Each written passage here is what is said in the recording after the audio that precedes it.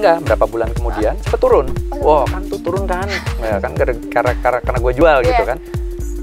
Sekarang harganya udah mungkin dari yang harga saya beli itu udah 100 kali. Ya, jadi keting ya ini hot off the press nih ceritanya ya. 2 juta install buat aplikasi mobile kita per hari ini. Ya, dan lebih 45 triliun per bulan. Rupiah per bulan. Jadi itu aset kripto yang terjual dan terbeli di dalam tokokripto.com. Kalau boleh tahu nih Om, berapa sih minimal top up-nya? Pasti kaget. Wow, sepertinya besar. 50.000 rupiah saja. Wah, itu terjangkau banget loh. Nah, itu dia.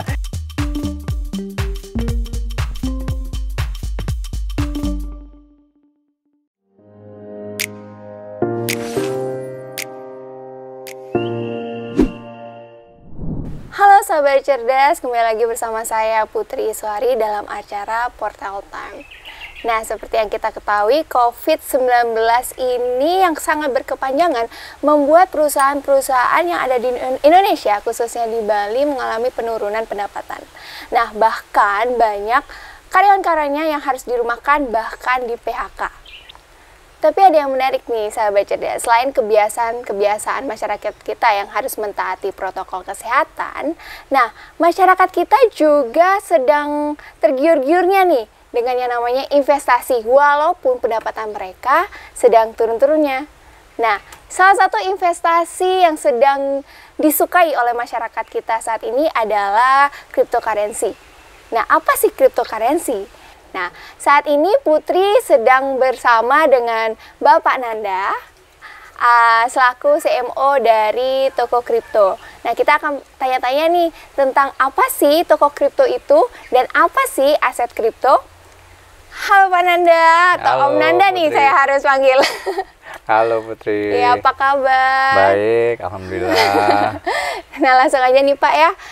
Mungkin sahabat cerdas di rumah belum banyak yang tahu nih tentang aset kripto atau toko kripto itu. Boleh Bapak jelaskan apa itu toko kripto? Thank you. Ya. Sudah undang kita untuk interview ini, undang saya juga. Ya. Jadi kalau pertama toko kripto dulu ya, Ya. Putri ya. Toko kripto itu adalah sebuah marketplace buat aset kripto, jual beli aset kripto. Yang kita itu pertama yang terdaftar di Bapepti, karena regulasi aset kripto di Indonesia itu di bawah Kementerian Perdagangan dan di bawah badan yang regulatornya namanya Bapepti. Ya, itu di bawah Kementerian Perdagangan. Nah, toko kripto sudah terdaftar menjadi pedagang aset kripto dari, kalau nggak salah sekarang itu ada 13 pedagang aset kripto yang terdaftar di Indonesia.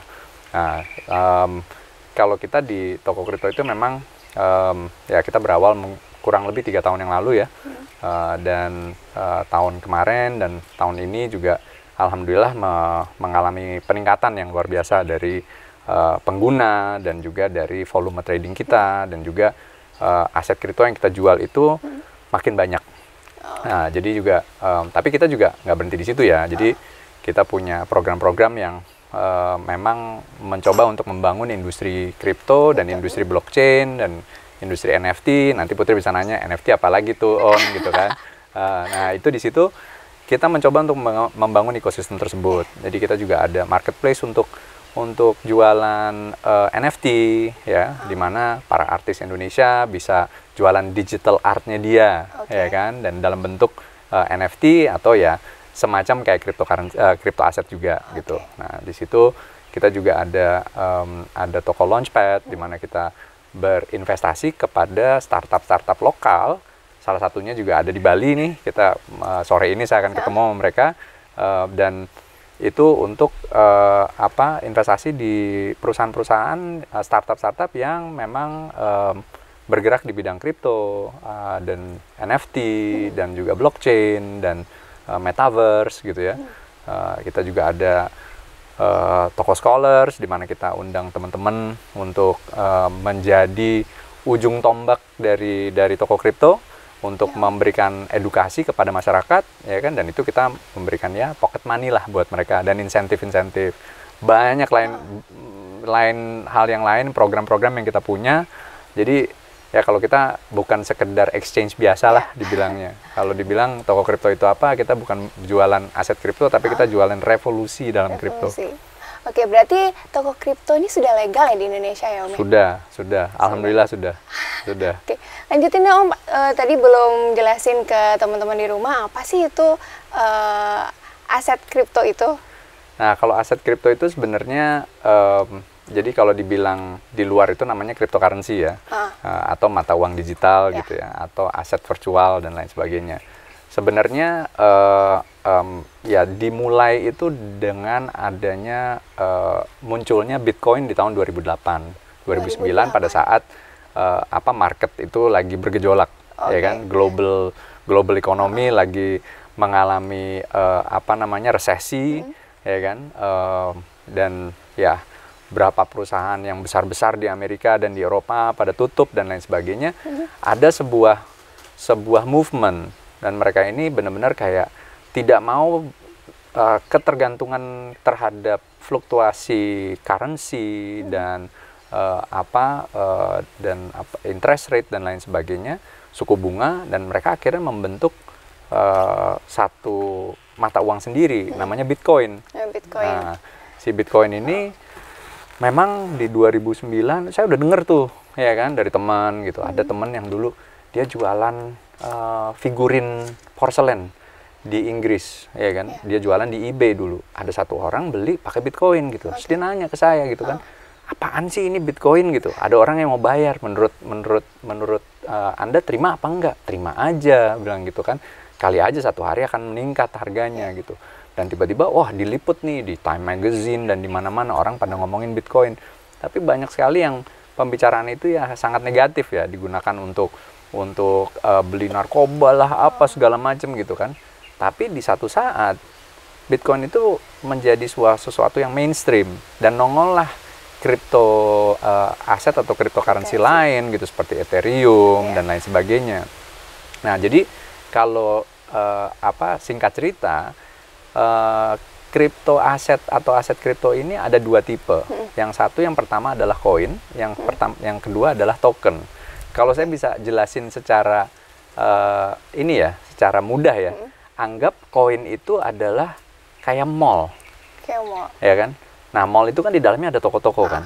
Nah, toko-toko itu menggunakan AC-nya mall, listriknya mall, security-nya, wifi-nya, ya kan, dan menggunakan infrastruktur si mall tersebut. Nah, token itu tenannya yang punya toko di dalam mall itu, ya kan.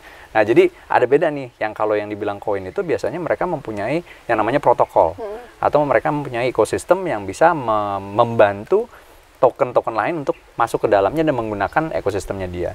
Dan si token ini biasanya mempunyai fundamental. Orang selalu nanya,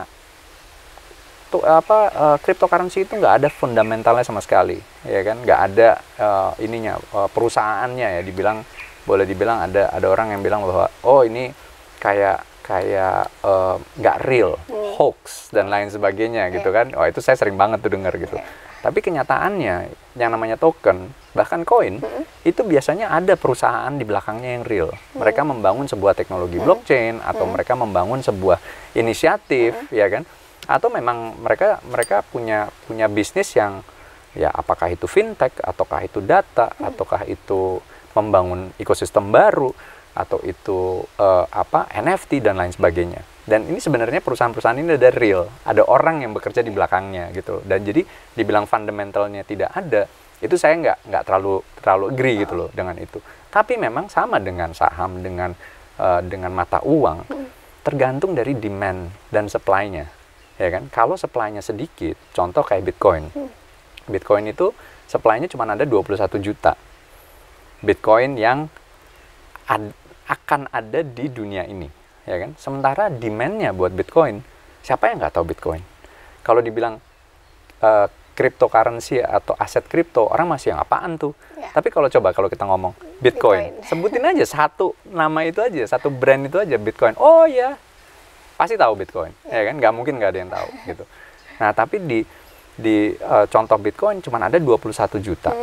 Sementara orang yang menginginkan Bitcoin itu banyak sekali, ya kan? Dan artinya harganya akan naik dong, seperti emas, ya kan? Supply-nya sedikit, yang demand-nya banyak, ya kan? Kalau mau kawinan, emasnya berapa kilo kalau di Bali, ya kan? Pasti dong, ya kan? Ada maharnya, ada ininya dan segala macam, ya sama aja gitu di mana-mana. Emas itu sebagai komoditas yang precious metal lah ya. Nah sama nih, jadi berdasarkan supply and demand. Tapi demand-nya juga harus di-create gitu loh. Nah makanya tadi juga sempat bahasnya sama teman-teman ya kan, soal koin-koin yang dibilang meme coin gitu ya. Kenapa kok bisa naik harganya atau bisa booming? Karena ada demand-nya, ada orang yang mau beli gitu loh, ya kan. Nah jadi dengan ada orang yang mau beli berarti ada demand-nya dan ada supply-nya, berarti harga bisa naik gitu. Dan juga alat investasi lain pun juga bergantung dengan supply and demand juga. Ya, apa itu perbedaan kripto dengan saham nih Om? Kalau kita bicara tentang investasi. Sebenarnya kalau saham itu kan secara formil ya, itu kan dibilangnya centralized finance ya, dimana si perusahaan ini harus melakukan sebuah due diligence, sebuah compliance, sebuah underwriting untuk membawa sahamnya dia untuk menjadi public atau IPO dibilangnya kan. Nah itu diperdagangkan di dalam sebuah bursa, apakah itu bursa di Indonesia atau bursa di luar negeri. Kalau kripto itu juga ada perlakuan semacam itu dengan due diligence dan ya compliance dan underwriting juga. Tapi memang tidak seformal atau tidak regulatorinya itu belum seperti saham, ya kan? Dimana jadi orang bisa membuat token dengan cara yang relatif mudah, ya. Tapi balik lagi nih teman-teman ya sahabat cerdas, bikin token itu bukan sesuatu yang gampang. Mungkin kalau misalnya orang ada yang jago programming gitu ya, bikin blockchain, bikin token bisa, dia 2 hari bisa bikin tokennya. Tapi effort untuk marketingnya, effort untuk membuat sebuah kredibilitas, kepercayaan publik untuk orang bisa membeli token tersebut, itu susah sekali gitu. Jadi bukan suatu hal yang gampang lah, dan itu bisa bertahun-tahun, itu harus dijalankan sampai mereka mendapatkan kepercayaan yang luar biasa dari publik untuk membeli tokennya mereka. Nah jadi kalau perbedaannya sebenarnya kalau buat saya secara fundamentalnya sama. Cuman karena kan gini, kalau saham biasanya orang sudah mengetahui perusahaannya, oh Coca-Cola atau Panasonic, ya kelihatan sekali gitu kan, ya, perusahaannya brandnya udah ternama. Nah di dunia kripto ini memang mungkin perusahaan-perusahaan yang kita nggak pernah dengar, ya kan, dan project-projectnya kita nggak pernah dengar gitu. Jadi orang mesti harus cari tahu sendiri gitu. Itulah yang jadi pertanyaan mungkin dari sahabat cerdas. Ya apa sih, ada nggak sih kerugian nanti kalau misalnya kita mengikuti atau ikut investasi di kripto? Kalau yang namanya investasi itu investasi dalam bentuk apapun pasti ada keuntungan dan kerugiannya. Cuman kita gimana caranya menyikapi dan pada saat kita menjalankan investasi itu kita juga harus cerdas. Kita harus belajar lah ya, memperkaya ilmu kita mengenai apa yang kita mau beli. Ya, contoh kalau kita mau beli saham, kita harus tahu dong perusahaannya, performanya seperti apa dan lain sebagainya. Siapa orang di belakang itu dan lain sebagainya.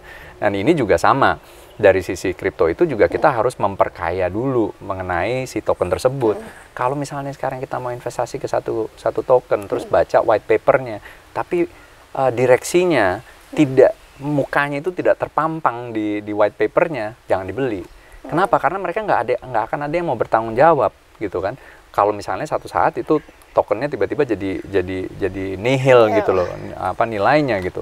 Nah itu sama aja sama perusahaan. Jadi kita juga harus mempercerdas diri kita juga. Kita harus research ya. Dan kalau misalnya investasi pun jangan menggunakan uang panas dibilangnya, atau ya hot money lah ya. Ya kan, jadi maksud saya hot money itu bukan uang hasil korupsi ya, maksudnya, tapi uang yang memang kayak misalnya uang buat belanja, uang buat bayar listrik dan lain sebagainya itu jangan dipakai gitu. Nah ini uang yang udah disisihin, memang tidak dipergunakan dan mesti diputerin gitu ya. Nah itu. Jadi kalau rugi nggak terlalu sakit ya. Exactly. Nah itu yang namanya investasi di kripto pasti memang orang pasti bilang, wah kripto itu sangat volatile, naik turun dan lain sebagainya. Sebenarnya sama aja. Dimanapun ya kita ngomong investasi di saham atau di FX dan lain sebagainya itu volatile juga. Sama, spekulatifnya sama, volatility-nya juga sama gitu loh. Even kalau misalnya sekarang ya berapa teman-teman saya yang dari Bali yang rugi baru beli tanah, baru beli hotel, terus ada pandemi, terus rugi kan, ya nggak? Nah itu juga terjadi. Jadi kalau dibilang level spekulatifnya, apapun yang kita beli itu dalam bentuk investasi itu pasti ada. Cuman gimana caranya kita juga jangan sampai kita jangan gini loh. Banyak orang di luar sana yang banyak tergiur dengan investasi kripto, ditawarin sama orang, oh interestnya bakalan 100% dalam sebulan, mana ada, ya kan? Atau even kalau dibilang, oh dalam 1 bulan 50% akan balik, mana ada, gitu loh. Itu ya kalau ini dulu mungkin teman-teman sempat dengar gitu ya kasus babi ngepet gitu di Depok ya kan? Nah, itu mungkin sempat dengar ya kan? Nah itu ya jadi orang juga jangan sampai terkecoh dengan iming-iming investasi, mau itu di kripto atau di saham dan lain sebagainya yang hasilnya itu akan jadi luar biasa, ya kan? Nah, pada saat pandemi ini banyak orang yang susah seperti Fitri bilang tadi. Jadi kita juga harus jangan sampai ini tergiur karena ya mungkin uang udah pas-pasan gitu kan, tiba-tiba ada orang datang, wah ini bisa 2 kali lipat dalam 1 bulan gitu, terus kasih terus hilang uangnya gitu kan, itu sayang banget, kasihan banget. Dan itu banyak yang terjadi sama orang tuh banyak sekali, dan apalagi ya orang sama-sama susah dan menjadi sebuah oportunis dan mempergunakan ya mungkin kesusahan orang lain untuk mencari uang gitu loh, ya kan, jadi menipu ibaratnya.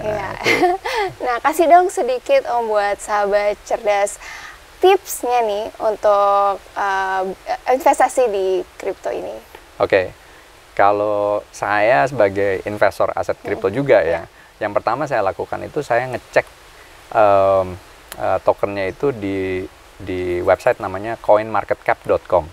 Ya, mungkin bisa dicek coinmarketcap.com. Terus juga itu yang pertama. Jadi saya harus tahu tuh ini token ini atau koin ini rankingnya ada di mana, ya kan? Kalau rankingnya ada masuk di 500 besar di CoinMarketCap, itu berarti sudah diakui di Indonesia. Karena regulasi Bapepti hanya koin atau token yang masuk ranking CoinMarketCap di 500 besar ranking CoinMarketCap yang boleh di listing di Indonesia, ya kan? Jadi berarti itu sudah ada regulasinya juga di Indonesia bahwa itu akan lebih terjaga gitu. Itu satu.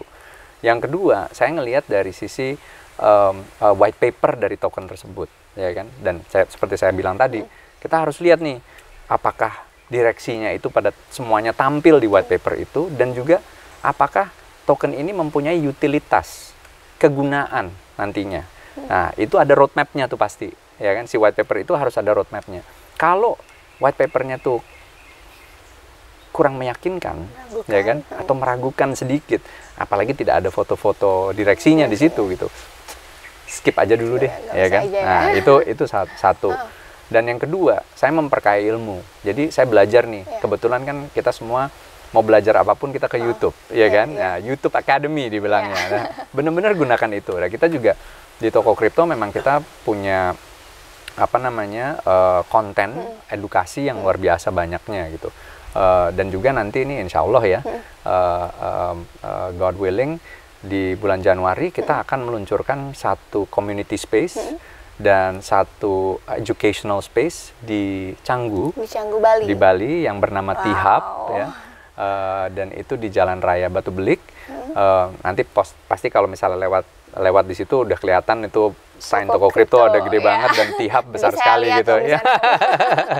Dan itu kita memang di situ akan melaksanakan edukasi mengenai kripto, ya kan, dan blockchain dan NFT, dan kita akan ada kelas-kelasnya gitu ya Om? Betul, setiap hari nanti kita ada kelas belajar trading dan lain sebagainya. Dan ini sekarang kebetulan sekarang kita masih ada di YouTube, tapi nanti juga konten-konten itu kita akan bawa ke space tersebut, ke T-Hub ini gitu kan. Nah ya teman-teman, datanglah nanti, pokoknya kalau kita udah buka, udah ada announcement-nya, pasti nanti ya kan? diundang ya Om ya? Pasti teman-teman diundang semua, dan kalau misalnya mau meliput di situ pun tiap hari silakan, monggo, nanti kita sediain space-nya, ya kan? Jadi nah yang kedua saya bilang kita harus mengedukasi diri kita, jadi kita harus tahu bukan sekedar dari sisi signal aja ya. Kalau saya tuh sangat tidak suka mendengarkan orang lain untuk oh beli apa nih gitu, ya kan? Saya nggak suka tuh sebenarnya. Iya, kayak nyontek. Karena kita harus menilai sendiri. Kita harus ada research sendiri bahwa nanti kesalahan, kalau kita melakukan kesalahan itu kesalahan kita sendiri. Kita nggak bisa nyalahin orang lain, ya kan? Nah, jadi kita research sendiri, kita mengedukasi diri sendiri agar supaya kita lebih paham mengenai gimana caranya trading dengan baik, ya kan? Kalau contoh kita beli di $1 atau di Rp1.000, ya kan? Terus koinnya naik jadi Rp2.000, ya kan? Apakah kita simpen atau kita take profit? Nah, kita harus lihat juga. Kita belajar bagaimana baca grafisnya. Apakah grafisnya trennya masih naik terus? Kalau grafisnya itu kita pelajari dibilangnya candlestick, itu masih trennya naik, ya, berarti kita diemin dulu. Tapi kita setting, sebagian kita jual untuk take profit, ya kan? Misalnya 50%-nya kita jual, take profit, 50%-nya lagi kita simpan. Kalau take profit kan kita bisa misalnya bayar cicilan rumah atau dan lain sebagainya, ya kan? Bayar utang, ya beliin kado buat istri dan lain sebagainya, gitu ya kan? Jadi itu yang dilakukan, tapi 50%-nya disimpan dulu, maybe kemungkinan itu akan naik lagi. Nah, tapi itu kan berdasarkan analisa kita. Nah, ini yang harus dipelajari dengan baik juga. Jadi sebenarnya kita itu dengan berinvestasi aset kripto itu kita mesti ingin mempunyai keinginan untuk belajar, ya kan? Dan berhati-hati juga. Berhati-hati. Ya? Dan kebetulan saya juga udah ya boleh dibilang udah lumayan tua ya untuk tiba-tiba main aset. Nah, ini anak saya lebih jago daripada saya gitu loh untuk perihal trading gitu kan. Jadi saya juga kadang-kadang suka beli apa gitu kan, nanya-nanya juga ke dia gitu. Jadi ini juga kita harus pahami, jangan sampai kita juga nantinya karena gini, aset kripto ini bukan semacam kayak saham. Saham itu kan bursa itu ada opening bell sama closing bell. Biasanya itu ya kurang lebih 6 jam, ya kan? Aset kripto ini beda. Ini 24 jam, ya kan? 7 hari seminggu. Dan itu benar-benar orang yang trading aset kripto itu yang serius trading, itu bisa nggak tidur tuh. Kalau lagi harus diliatin terus, terus, ya kan, harus tekun gitu loh. Nah, jadi ada juga investor semacam kayak saya nih, ya kan, analisa satu koin, saya beli, saya diemin. Ya, syukur-syukur, ya kan, Allah mengizinkan naik, ya kan, dengan naik ya kita take profit gitu. Tapi kalau enggak, kita diemin aja. Ada banyak saya juga yang saya beli ya mungkin kecil-kecil lah ya, investasi kecil-kecil, tapi alhamdulillah udah 2 kali lipat, udah ada yang 3 kali lipat. Saya jual, kadang juga udahlah biarin aja, diemin aja. Nanti naik ya, lagi. mungkin gitu naik lagi, ada kemungkinan naik lagi gitu. Tapi ada juga yang saya beli terus turun, ya kan? Terus ya kenapa dijual? Ya kan, nggak usah dijual. Kalau misalnya kita nggak perlu duitnya, ya udah nggak usah dijual, diemin aja. Nanti juga ya in time itu akan naik juga gitu loh. Saya banyak tuh kejadian-kejadian kayak gitu dengan saya terlalu emosional, ya kan, pas pada saat trading tuh saya terlalu emosional, beli, ya kan, terus udah gitu naik 5 kali lipat, saya take profit, saya jual nih, ya kan, saya jual 100% saya jual, wah udah seneng. Dipikir wah saya jagoan nih kan, udah 5 kali lipat, menang banyak kan. Ternyata besok naik lagi. Enggak, berapa bulan kemudian sempat turun. Wah, kan tuh turun kan. Ya kan karena gue jual gitu kan. Sekarang harganya udah mungkin dari yang harga saya beli itu udah 100 kali. Ya, jadi ya menyesal ya mungkin adalah, iya kan. Tapi kalau dibilang ya memang rezeki saya cuma 5 kali lipat, bukan 100 kali lipat itu dari yang saya beli gitu. Ya, harusnya disimpan. Kalau gitu beli lagi boleh nggak sih, Om? Ya, kalau kelihatan trennya itu akan naik lagi, ya beli lagi, ya kan. Dan saya juga kadang juga suka gitu kan. Kadang-kadang juga suka sedikit FOMO juga gitu kan. Teman-teman kadang, lu beli ini nggak gitu? Enggak gitu. Terus tiba-tiba diem-diem, ada nih sisa saldo, beli gitu kan. Tapi ya memang memang kalau kita ikut-ikutan FOMO juga mesti hati-hati. Ya kan? Kita juga jangan terlalu tergiur juga gitu kan. Wah, semuanya orang beli apa kemarin tuh Doge gitu ya, Dogecoin gitu. Sebetulnya beli. Wah, ini udah 60 sen gitu. Terus tiba-tiba turun lagi. Karena banyak yang jual otomatis turun kan Om. Jadi ya kita juga hati-hatilah dengan signal-signal FOMO itu ya. Nah Om, ngomongin tentang toko kripto lagi nih Om. Berapa sih pengguna toko kripto sekarang dan berapa sih jumlah uang yang beredar? Wow, oke. Sekarang itu kita sudah di posisi hampir 1,7 juta pengguna. 1,7 juta, wow. Dan juga kita udah ada hari ini saya baru baru dikabarkan dari tim performance marketing. Nah, ini hot of the press nih ceritanya ya. 2 juta install buat aplikasi mobile kita per hari ini. Ya, dan juga kalau misalnya dilihat dari volume trading ya, kalau kita itu kan dari volume trading ya, jadi berapa jumlah aset kripto yang di trading di toko kripto itu sudah senilai 2,8 miliar dolar, berarti itu hampir kalau 100 juta dolar itu 1 triliun, 1,5 triliun, berarti kita kali berapa tuh? Ya bisa ngitung nggak? Bisa ngitung cepet nggak? Tolong sahabat cerdas di rumah ngitungin. Jadi kurang lebih kalau kita ngomong itu kurang lebih 45 triliun per bulan. Per bulan? Rupiah per bulan. Wow. Jadi itu aset kripto yang terjual dan terbeli di dalam tokokripto.com. Ya. Itu termasuk yang di Bali juga ya Om ya? Oh iya, jadi kita itu di Bali itu lucky number 8 dari volume trading teman-teman seluruh Indonesia nih. Ya kita ngomong Jabodetabek dulu ya, Jabodetabek plus ada Bandung, Surabaya, Jogja, Bali. Ya kan? Nah, Bali nomor 8, lucky number 8 kalau menurut saya. Bukan lucky number 7 karena saya nggak suka nomor 7, saya sukanya nomor 8 ya kan. Karena Bali terus infinity ya kan. Nah, jadi ya ini juga kita harapan kita juga dengan adanya T-Hub nanti di Bali, kita juga bisa mempertemukan komunitas di situ. Dan kemarin juga 2 minggu lalu saya ke Bali, ketemu dengan beberapa komunitas di Bali yang sangat luar biasa ya, support buat toko kripto. Dan juga komunitas expat yang di Bali, yang berada di Canggu, yang memang mereka juga giat juga di aset kripto dan membangun bisnis-bisnis. Nah, semoga ini bisa dipertemukan nih, ya karena kita pengen ada sesuatu nih yang nongol dari Bali gitu ya, yang kita bisa support dari sisi bisnis blockchain atau bisnis kripto atau NFT yang kita bisa support dari Bali. Nah, mungkin nih Om, setelah Om ngomong kayak gini, mungkin sahabat cerdas di rumah pengen ikutan nih ya, masuk ke toko kripto. Nah, gimana caranya? Jadi bergabunglah mereka gitu. Jadi pertama ya aplikasi kita tuh udah lumayan bagus ya, tapi kita juga terus berevolusi lah, kita improving aplikasinya ya. Jadi download aplikasi toko kripto di Google Play, di Play Store dan juga di Apple Store juga ya. Dan itu dari situ nanti melakukan registrasi dan KYC. Nah, jadi KYC kita foto, selfie, terus kita masukin KTP kita, terus kita ada liveness test ya, kita disuruh picek satu mata apa segala macam. Nah, itu coba KYC, tapi make sure juga kayak misalnya nama di KTP dan alamat itu sama ya, data-datanya itu cocok gitu ya. Terus yang muka yang di KTP sama muka yang di foto sama.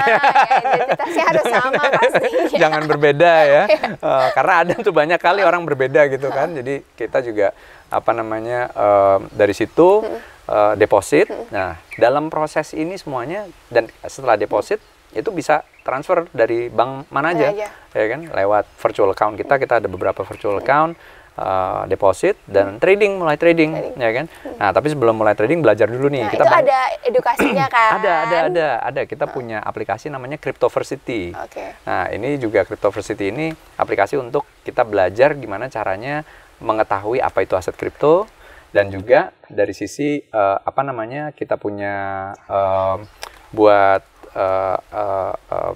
mempelajari gimana caranya trading. Dan itu juga kita ada konten-konten, subscribe ke Toko Kripto punya YouTube channel. Kita juga ada Toko News ya.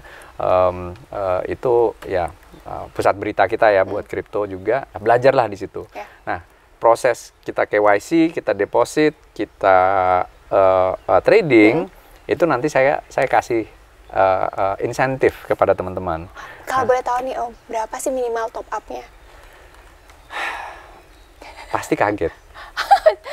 Wow, sepertinya besar. Rp50.000 saja. Wah, itu terjangkau banget loh. Nah, itu dia. Dan kita juga sekarang trading fee-nya itu paling murah di 0,1%. 0,1%. Dan juga kalau misalnya pas pada saat kita take profit nih, ya kan, nah, pasti kan ada sahabat cerdas yang mungkin wah tiba-tiba take profit banyak nih, ya kan, bentar lagi market lagi down, serok bawah dibilangnya, harganya naik, wah pasti untung banyak. Nah ini kalau mau withdrawal fee-nya kita itu cuma Rp5.500. Ya, jadi paling murah lah kalau di Indonesia kita paling murah, ya kan. Tapi nah insentifnya kalau misalnya KYC, deposit dan trading, kita kasih 4 TKO. Nah 4 TKO ini sekarang nilainya kurang lebih $6. Ya berarti $6 itu berapa ya? Kali 13 ya? Ya, misalnya let's say kita ngomong 75.000 lah. Ya kan? Nah, kita berikan 4 TKO itu. Kalau misalnya daftar sebagai pengguna baru. Ya, dan itu ada yang lain juga nih. Kita setiap minggu itu tim saya itu bikin kampanye-kampanye untuk benar-benar bagi-bagi. Nah, ini ada satu kampanye yang kita lagi lakukan. Itu bagi-bagi token hampir Rp800.000.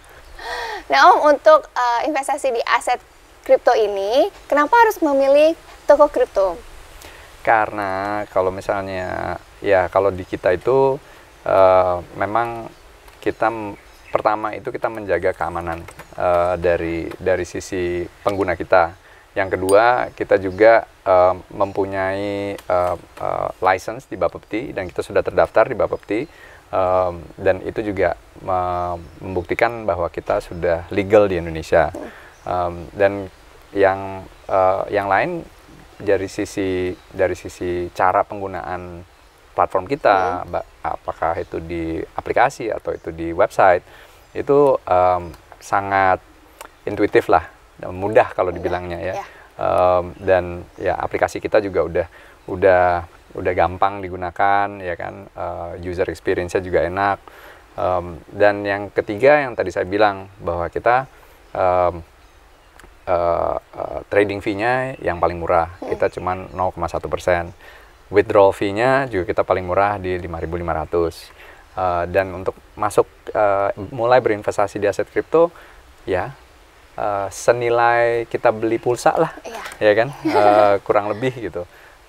Ya yang terakhir ya kita alhamdulillah sih lumayan keren ya kan. Siapa lagi yang punya bikin crypto center, crypto education center di Bali gitu kan. Dan itu kita nanti akan buka di mana-mana. Nanti bukan di Bali aja, kita buka di Jakarta juga, kita buka di kota-kota besar lainnya, di Bandung, di Surabaya, di Jogja, Semarang, Medan dan Makassar ya, tapi bertahap lah, pelan-pelan kalau kayak gitu. Nah, jadi ya join. Informasinya benar-benar sangat bermanfaat nih Om, terima kasih banget. Terima kasih juga. Terima kasih udah menyempatkan hadir di acara kita. Terima kasih. Nah sahabat cerdas, itu tadi perbincangan Putri dengan Om Nanda, semoga bermanfaat. Dan buat sahabat di rumah yang mau investasi, tadi sudah dikasih tahu sama Om Nanda gimana caranya bisa download lewat aplikasi Play Store, Google, dan lain sebagainya. Dan top up awalnya juga sangat murah loh pemirsa, cuma Rp50.000. Jadi kalian udah bisa langsung investasi di toko kripto. Sahabat cerdas, jangan lupa terus saksikan Portal Time hanya di YouTube channel Bali Portal News TV. Sampai jumpa lagi, dadah!